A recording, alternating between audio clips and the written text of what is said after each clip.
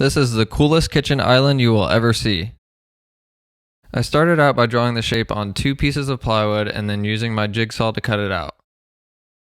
I wanted to incorporate the microwave so that it is hidden in the island. This island is 11 feet long and is going to have a dining area at the end. The base is going to be a cylinder shape, and that will allow for legroom and chairs.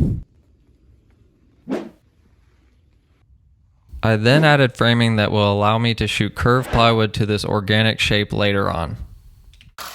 I used screws and pocket holes so that the framing is strong.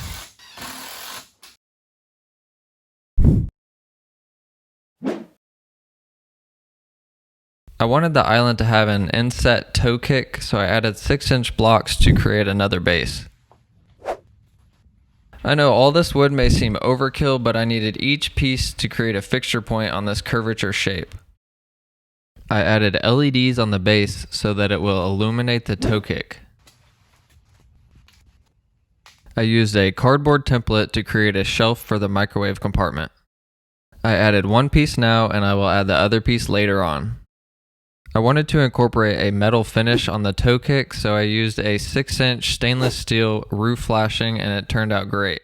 I secured the flashing with an adhesive and these decorative screw caps.